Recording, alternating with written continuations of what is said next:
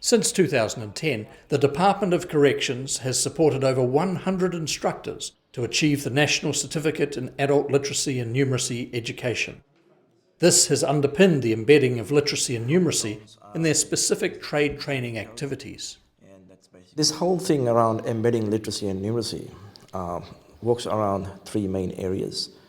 Knowing the demands of your course, what level of literacy that you expect your learners to be at. Second bit is knowing the learner. We use diagnostic assessments to know the learner and know where they are at. And then we put the two together to sort of identify the discrepancies.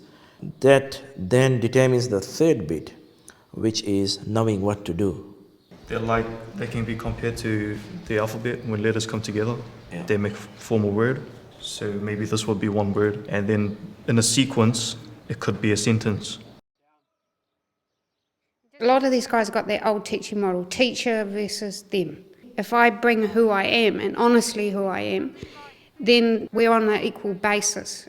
Because I'm dyslexic, when I'm working with the mathematical calculations, those guys that are struggling with that area are less embarrassed because it's like, well, so does the teacher, so yeah. Okay, can you write that down please on your piece of paper? Yep.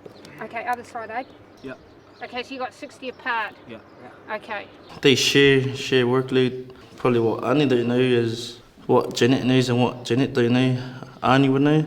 So helps in both ways for us. Starting out, it felt like coming back to school for the theory or the writing.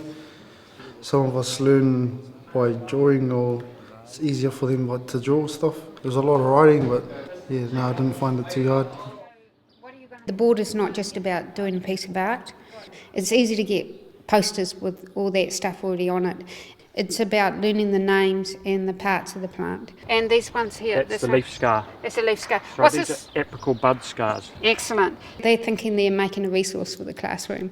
It's about doing it in such a way that they actually don't actually realise they're learning at the same time. Unfortunately, with horticulture, we have a lot of Greek and a lot of Latin names. And then the stamen, and I'll break it up, men. They're very unfamiliar for them, and so they have to learn to break it into smaller pieces. Can you underline the word men? Underline the word men. So that they know that that part's a male part? Yes. And learning that skill, they very quickly begin to learn the Latin and Greek words. As far as resources go, I try and make it as visual as possible. Those wooden blocks that I use to teach area and volume are very good examples of that. Before literacy and numeracy, if we were doing area calculations, we may have started straight at area. Length by the width. But it was never pulling it back to where the prisoners actually started from and bringing them up to the point where they can actually do it and understand what they're doing, which is a really big thing. Some people won't know what something is, then you get the ones that do know, helping out the ones that don't know. We tend to get the people that know a bit more to pair up with that person to bring that person up to scratch. Basically, you work out the square area first and then work out how deep it is. So what you're going to have to calculate is, do we have enough plants? So how many plants are to go into this area? I like to know where they're at. Feedback is how I understand, do they get it, do they don't? Yep.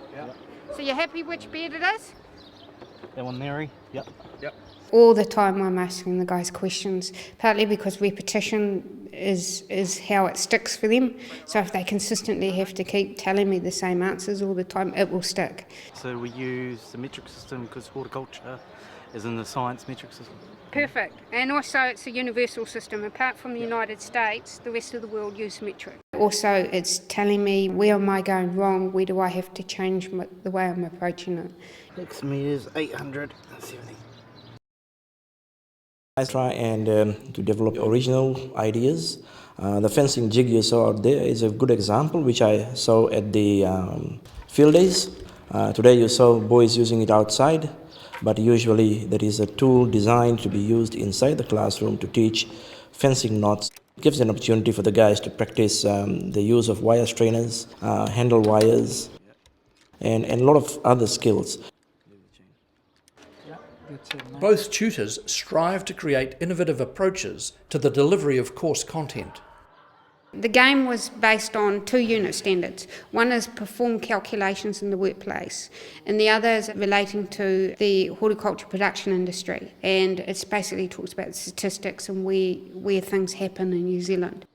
Instead of having streets, I would have regions within New Zealand, and within each region there would be the industries in the area. Some of the chance cards have things like you sold X number of flowers in a garden in an auction, and plus you've got to take your GST off it. So they've got calculations that they have to do if they happen to get the wrong chance card, I guess, or the right one, depending on which way you look at it. How do you get them to learn? How do you get them motivated? They must see where this course leads me to. Is it really for me? Looking good.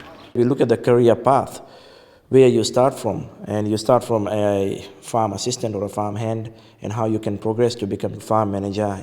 A lot of places where this wire is making contact, so that's why the conductivity will be better.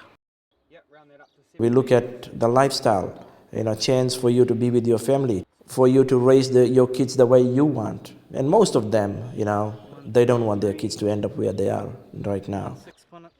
When I first started, I just come here to help me do my time. But now that I'm here, done a bit, I've succeeded, so I'm going out to work and for the future, so yeah. I'm very happy with the last three classes I've had. I've had close to 90% pass rate, and I'm not a person who will pass somebody for the sake of being passed. They get 1 or 2 unit standards under their belt, and then they get really buzzed that they've got unit standards and that they're achieving, and then after that, they're away. Well, I come in not knowing nothing, and now I know more than I don't know, so I come out on top, so it's good. So that's correct. Yep, so no, that's fine. Good. Yep, write that down. Okay. I admire the effort these guys are making, and they are making headway. To me, staying in a classroom environment, sitting down for 4 to 6 hours a day itself is an achievement. Yellow weed? No. Willow weed? Yep. Being able to stand and talk and explain things is an achievement which they have never done before. All of them may not become farmers at the end of the day, but what I'm doing is then I'm teaching them important life skills which will help them become productive members of society and make the country a better place to live, I suppose, and stop coming to jail.